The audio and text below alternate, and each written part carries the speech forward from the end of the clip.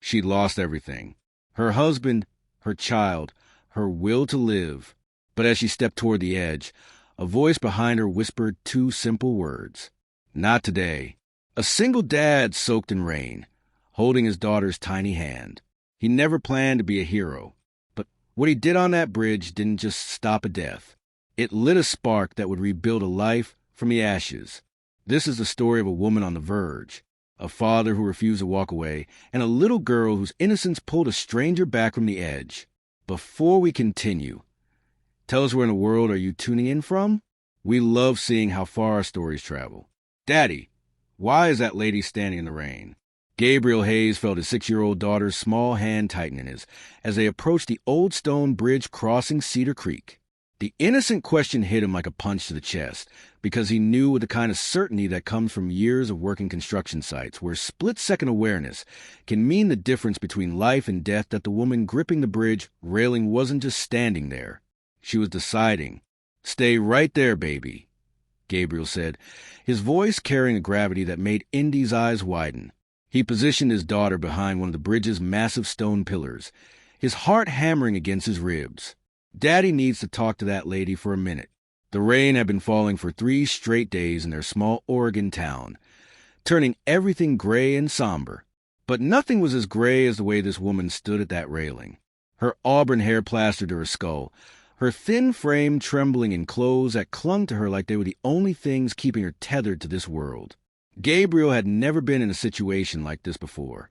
At 28, he'd faced his share of crises.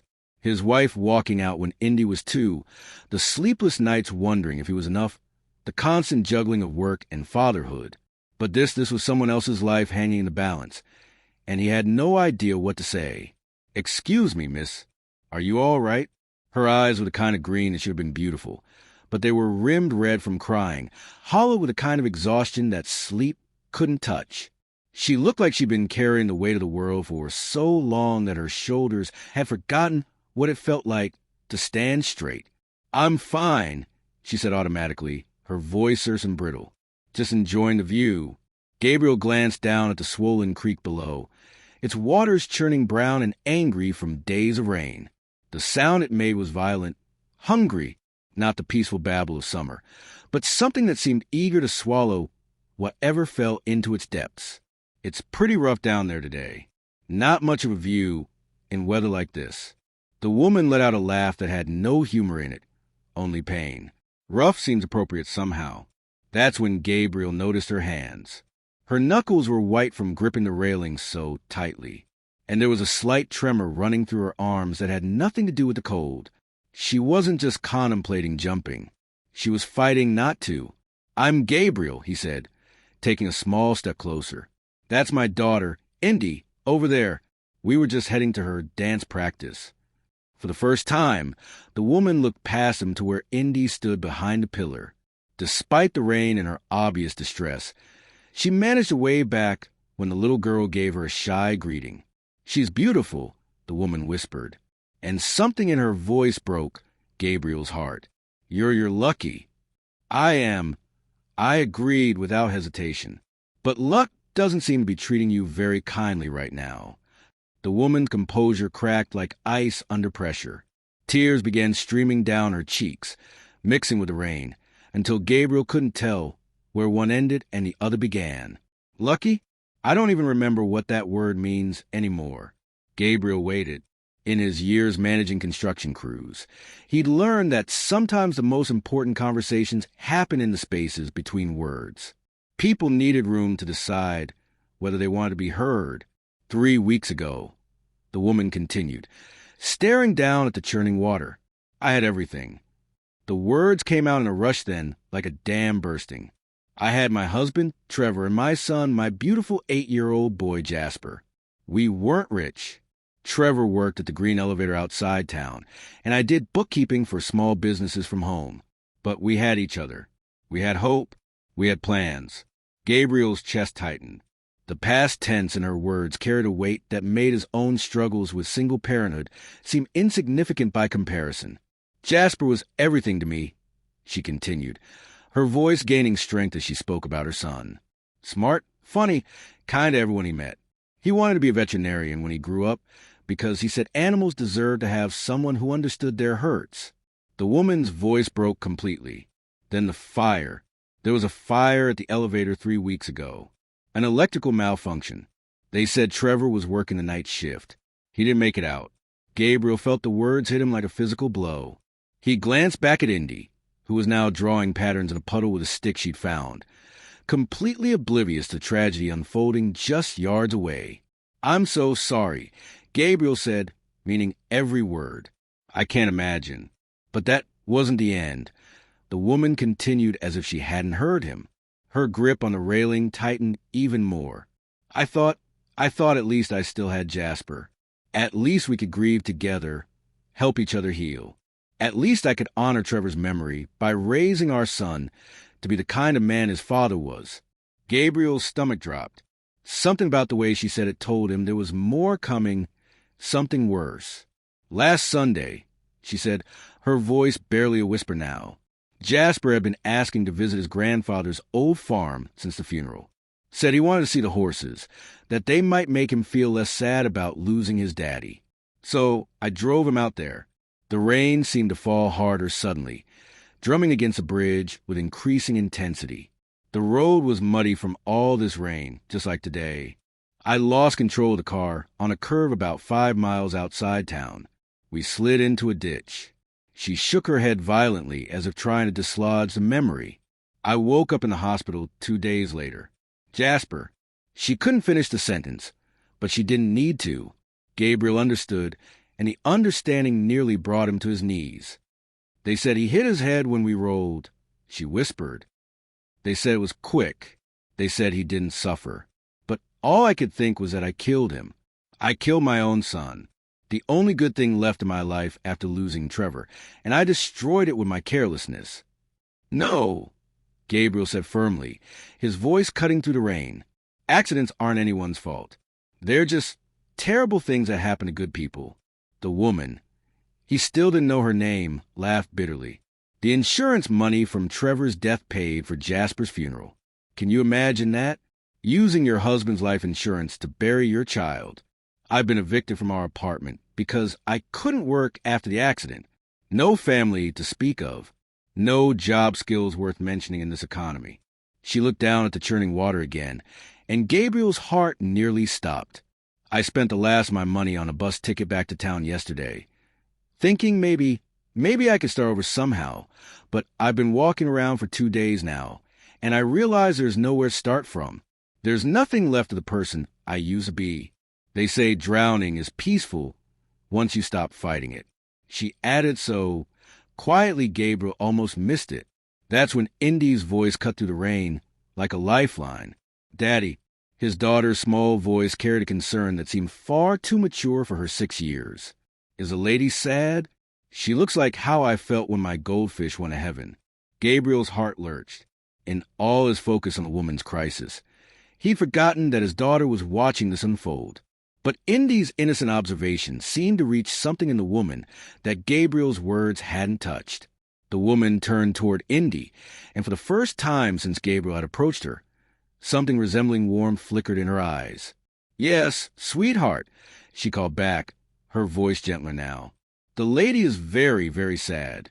My daddy always says that when we're sad, we need hugs and hot chocolate, and maybe some of Grammy's cookies, if we have them. Despite everything, the rain, the bridge, the thoughts of ending it all." The woman smiled. It was small and fragile, but it was genuine.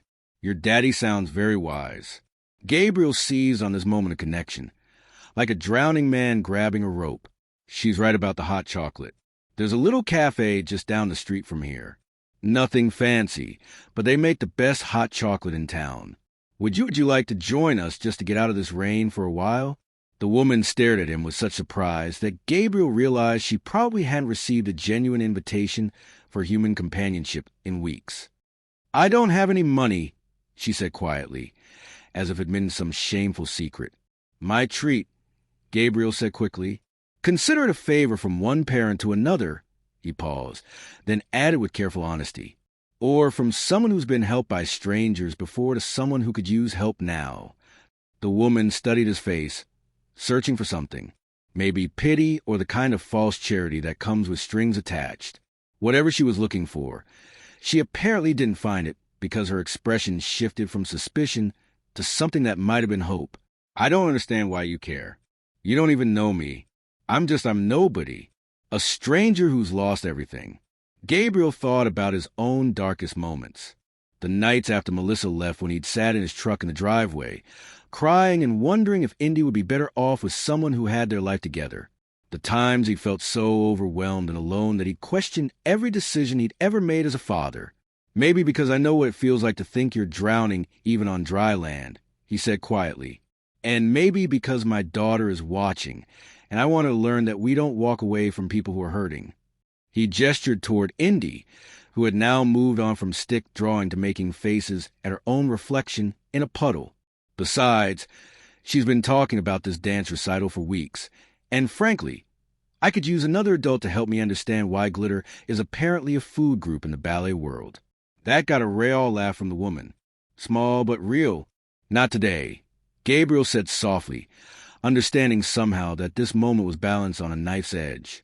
Whatever you were thinking about doing when I walked up here, not today. Give us 1 cup of hot chocolate.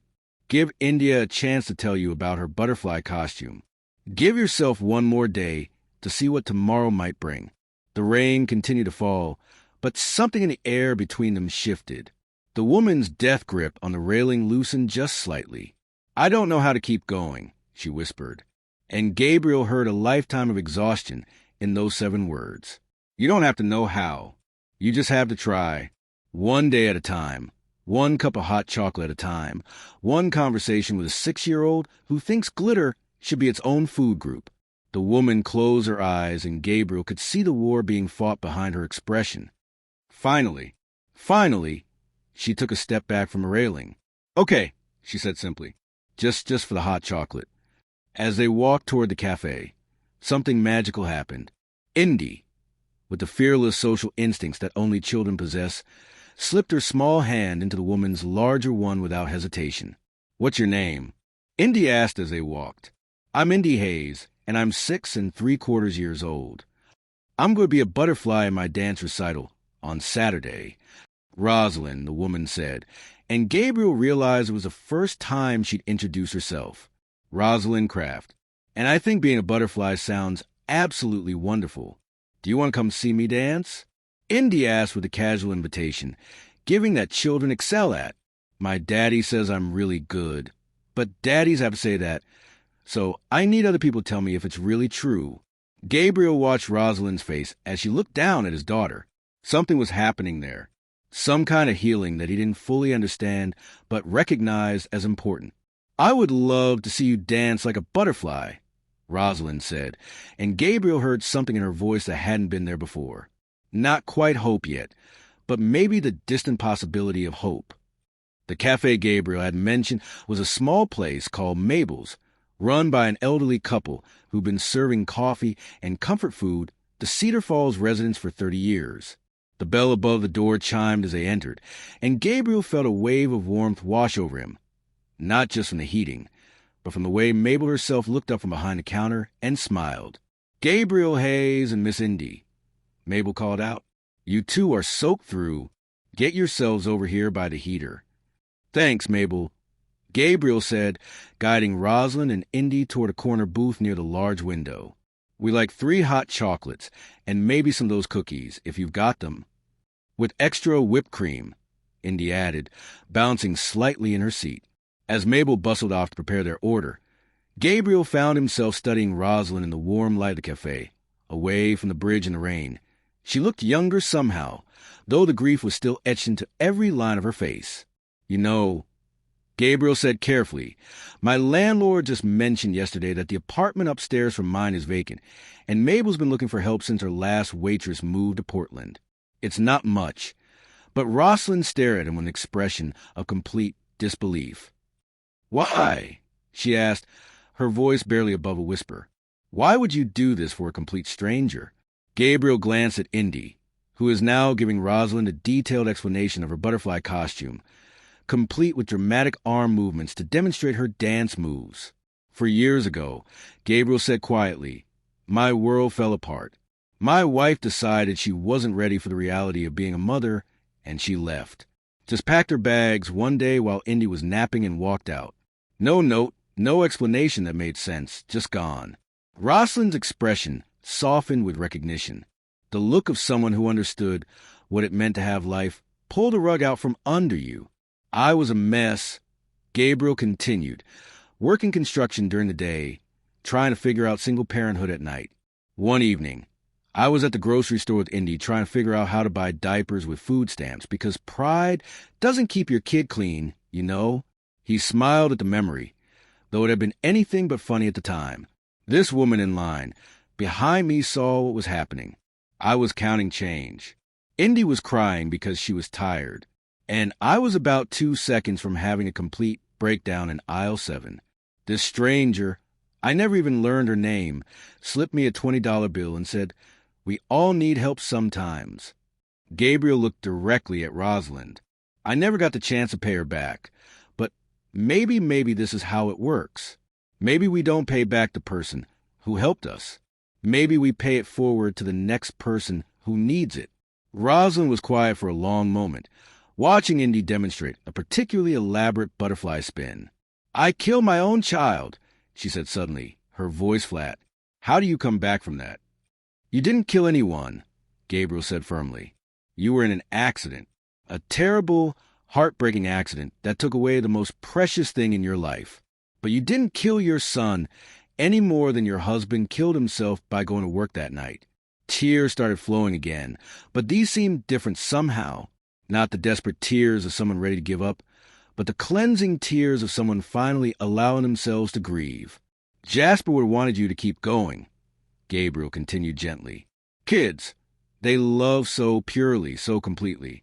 He wouldn't want you to stop living because of something that wasn't your fault. But what if I can't?" Rosalind whispered, "What if I'm too broken?" That's when Indy looked up from her hot chocolate, which had given her an impressive whipped cream mustache.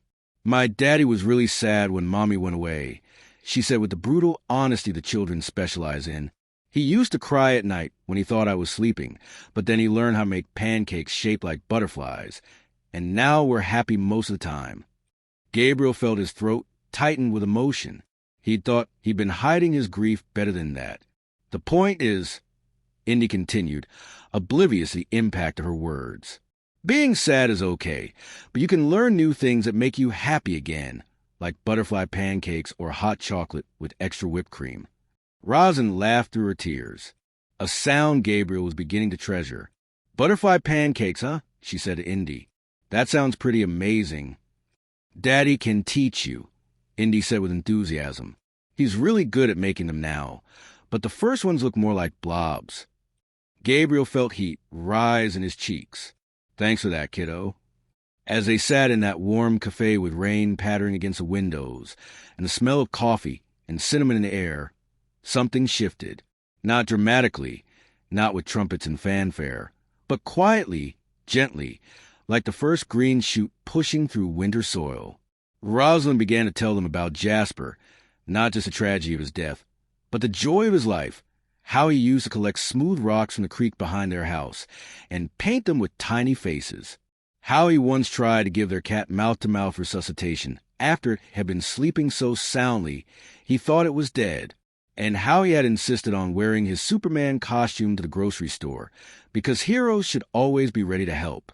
Gabriel found himself sharing stories, too, about the early days of single parenthood, about learning to braid hair from YouTube videos, about the time Indy had convinced him that ice cream was a perfectly acceptable breakfast food as long as it had fruit in it. "My Grammy lives in Portland now," Indy announced suddenly, as if she remembered something important. "But she taught Daddy and me how to make cookies before she moved. We could teach you, too, if you want." "I'd like that," Rosalind said, and Gabriel could hear that she meant it. By the time they finished their hot chocolate, the rain had lightened to a gentle drizzle. As they prepared to leave, Mabel approached their table with a knowing smile. "You know, dear," she said to Rosalind, "I've been looking for someone to help out here. Nothing fancy. Taking orders, serving coffee, maybe helping with the morning baking. The pay isn't much, but it comes with tips and all the coffee you can drink. You interested?" Rosalind looked stunned. "I don't understand. You don't know anything about me." Mabel glanced at Gabriel, then back at Rosalind. "I know Gabriel Hayes brought you in from the rain. I know you listened to his little girl talk about butterfly dances for 45 minutes without once looking bored. And I know that in 30 years of running this place, I've gotten pretty good at reading people. You've got sadness in you, sure, but you've also got kindness. That's what I need more than experience." As they walked home through the gentle rain, Gabriel felt something he hadn't experienced in years. The deep satisfaction that comes from knowing you've done something that matters. Not just helped someone, but genuinely connected with another human being in their moment of greatest need. "Gabriel," Rosalind said as they reached the apartment building where Gabriel and Indy lived. "Yeah. Thank you for not letting me do something that can't be undone." Gabriel looked down at Indy, who was splashing happily through the puddles in her bright yellow rain boots. "You know what? I think you saved us, too." 6 months later, Gabriel and Indy sat in the front row of the Cedar Falls Community Center auditorium, watching Rosalind walk across the stage to receive her certificate in grief counseling.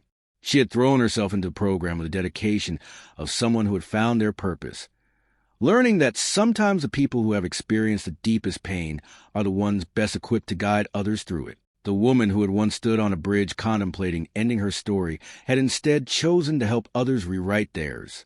She worked part-time at Mabel's Cafe and part-time at the new grief counseling center that had opened downtown.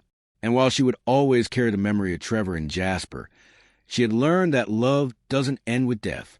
It transforms into something that can reach across the darkness to pull others into the light. As for Gabriel, he had learned something profound about the nature of saving and being saved. In teaching Indy that we don't walk away from people who are hurting, he had also taught himself that healing often happens in the space between reaching out and being reached for.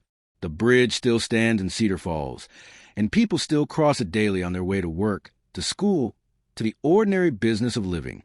But now, when Rosalind passes it each morning on her way to the counseling center, she doesn't remember the despair that brought her there.